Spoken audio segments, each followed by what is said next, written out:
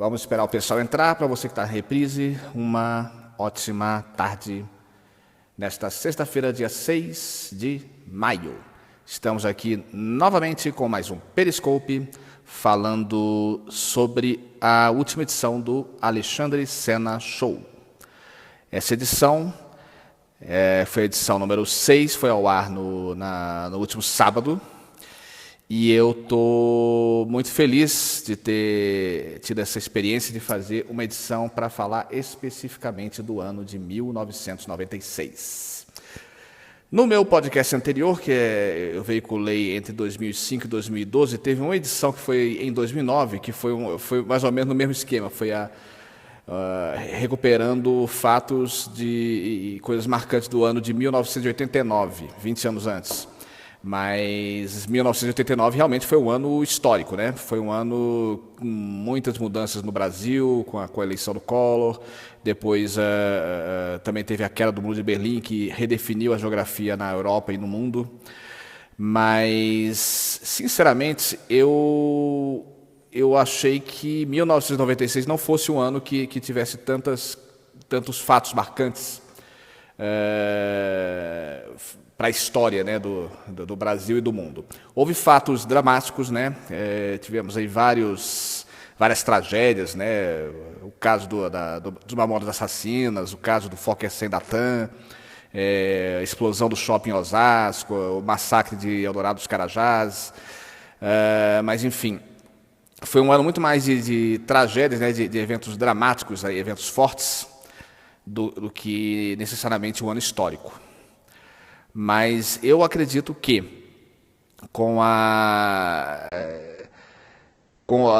os fatos que aconteceram em 1996 foi meio que um ponto de mudança para a sociedade num médio a longo prazo. Eu explico. Porque foi a partir de 1996 que nós vimos o crescimento da internet comercial, ela que surgiu em 93, 94, no Brasil começou a despontar em 95, mas foi a partir de 96 que a internet começou a tomar a configuração que tem hoje e a importância que tem hoje, né, 20 anos depois. Foi nesse ano de 96 que alguns fatos, principalmente no Oriente Médio, né, com a ascensão do Netanyahu e a retomada da escalada de violência no Oriente Médio, que acabou levando a toda a problemática que nós tivemos no Oriente Médio e nos Estados Unidos na década seguinte, né? Apesar de que nos anos 90 os Estados Unidos viviam num momento de amor e paz, né, com o Bill Clinton na frente da Casa Branca, mas a não eleição do Al Gore na sequência, na eleição de 2000 e a eleição de George Bush, aliado às questões do Oriente Médio, acabaram configurando essa escalada da violência, né? E essa mudança na ordem mundial a partir dos anos 2000. Isso tudo teve o seu gênese, seu início em 96 ainda. Eu acredito que 1996 realmente seja um ano para a gente considerar como turning point, né? Como o ponto de mudança. Muitos processos históricos que tiveram início nos anos 80 findaram-se ali por volta de 96 e os novos que surgiram ainda muito incipientes em 96 vieram a tomar corpo, né? Vieram a criar volume nas décadas seguintes, década de 2000 e essa década que a gente vive agora, 2010. Eu pensei fazer essa retrospectiva 96 muito em função de duas coisas, até voltando um pouco para a minha vida particular. Como vocês já sabem, eu voltei a frequentar a universidade esse ano, a mesma universidade que eu frequentei 20 anos atrás, eu estou frequentando novamente, a Universidade de Brasília. E me bateu uma onda saudosista. Puxa, 20 anos atrás eu era bem mais novo, não usava barba, tinha cabelo, enfim. Então, para mim era bem mais, sei lá, era mais light essa questão de fazer uma universidade, né? Eu estava naquela energia da juventude, né? E agora, 20 anos depois, minha vida tomou outros rumos, passei por outros processos, e agora você juntar esses outros processos, o fato de você voltar a frequentar a faculdade, um processo que você já tinha vivido 20 anos atrás, de certa forma, me estimulou um pouco a fazer esse revival, né, do ano de 96.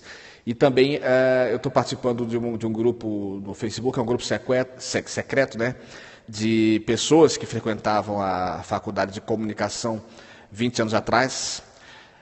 E, de certa forma, até me estimulou, poxa, eu estou revendo essas pessoas que eu não vejo há tanto tempo, estou vendo agora no Facebook, por que não fazer uma pequena homenagem àquela época que nós vivemos juntos e tal, enfim.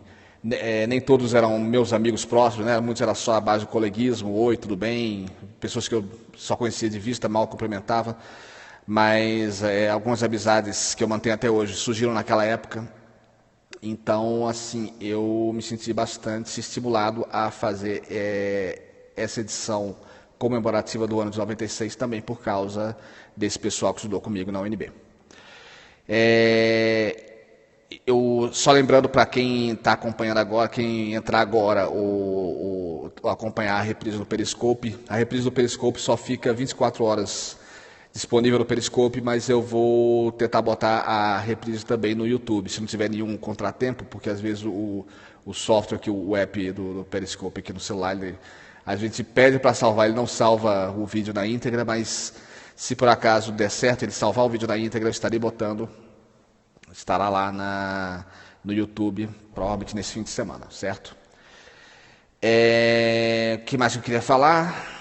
Acho que não tem muito o que dizer, até porque como a gente está com a audiência ao vivo muito baixa, se tivesse mais gente, de repente até interagindo. Eu estava, inclusive, agora há pouco vendo o Periscope da Bia Kunze, ela já tem uma audiência já solidificada, então ela, inclusive, ela tem dificuldade de interagir com as pessoas, porque é muita gente fazendo perguntas o tempo todo. Isso aí é uma característica, né, um dom que os periscopers precisam desenvolver, essa habilidade de estar falando ao mesmo tempo, estar lendo o chat e estar interagindo com as pessoas, às vezes com o volume de perguntas e de interações tão grandes que a gente fica meio perdido, né? Mas, enfim, eu senti o seguinte, esse Periscope, os Periscopes a respeito das edições do Alexandre Sena Show, eu estou fazendo normalmente nesse horário da tarde, mas ele está sendo um pouco ingrato para mim, já falei isso uma vez, por questões pessoais, questões técnicas, etc., eu estou deixando para fazer normalmente por volta das 17 horas, aproveitando o Wi-Fi aqui do meu local de trabalho. Porém, eu noto realmente que a audiência é maior à noite. Teve um Periscope que eu fiz semana passada, que eu fiz à noite, a audiência já foi um pouco maior. Então, eu acredito que esse seja o último Periscope que eu vou fazer nesse horário das 17 horas. Realmente a gente tem que ir atrás da audiência, e se às 17 horas as pessoas estão ocupadas, estão no trabalho, estão estudando, estão na rua, etc., não tem tempo para parar para assistir um Periscope, então eu estou achando que eu vou realmente me render ao horário nobre dos Periscopes, aí vou competir com gente de bem mais quilates, sei lá, a própria Garota Sem Fio, Bia Kunze, sei lá, Ana Tex, Caio Costa, sei lá, o Og Ibrahim, esse pessoal que já está fazendo periscopes de sucesso já há algum tempo, eu vou acabar tendo que me render e entrar no ar junto com eles, ok? Que horas são agora? Deixa eu dar uma olhada aqui, acho que eu falei tão pouco, nem sei se esse periscope vai dar tanto pano para manga. Eu até comecei antes das 17 horas, acho que eu comecei uns 5 minutinhos antes das 17 horas, mas eu fico muito feliz de ter realizado esse podcast especial sobre o ano 96. Eu acho que vai ficar um registro para a história, isso daqui a 10 anos, 15 anos, se alguém quiser pesquisar sobre o ano de 96, que já vai estar há 30, 35 anos afastado, de repente esse podcast sobre o ano de 96 terá sido de grande valia. Acho que vai ser uma referência boa, até para a gente pensar numa perspectiva histórica, como é que uma pessoa de 10 anos atrás pensa sobre fatos de 30 anos atrás. Não sei se você chegar até essa sacação. Por exemplo, hoje a gente vê os anos 80 de uma maneira diferente do que a gente via os anos 80 nos anos 90, por exemplo. Quando eu estava nos anos 90, eu via a década anterior, a década de 80, de uma forma. Hoje, passados 30 anos, eu já vejo uma forma bem diferente. Isso aí é até um ponto de inflexão, um ponto para a gente refletir um pouquinho. Bom, não vou me alongar muito. Lembrando que a próxima edição do Alexandre Sena Show vai ao ar no dia... Para que dia que vai mesmo? A última foi dia... vai no ar dia 15 de maio, que vai cair no domingo. Eu devo estar falando aí sobre a sorte, né? Sobre como otimizar suas apostas na loteria, especificamente na Mega Sena. Vou trazer umas dicas aí. Eu que nunca fui muito um grande apostador, comecei a apostar com mais frequência. Direto estou fazendo 3 números na Mega Sena. Uma vez eu fiz 4 números na dupla Sena, que paga pouquinho, mas só pelo gostinho de ganhar um prêmio mínimo lá, acho que deu R$70. Deu R$71, se não me engano. Foi um prêmio bastante simbólico, mas só pelo fato de ter pela primeira vez ganho alguma coisa na loteria, isso já deu um ânimo. E aí eu vou estar dividindo com vocês algumas dicas aí para otimizar suas apostas na Mega Sena, que também serve para dupla Sena, de certa forma serve para a quina também. Eu vou trazer essas dicas no próximo podcast, ok?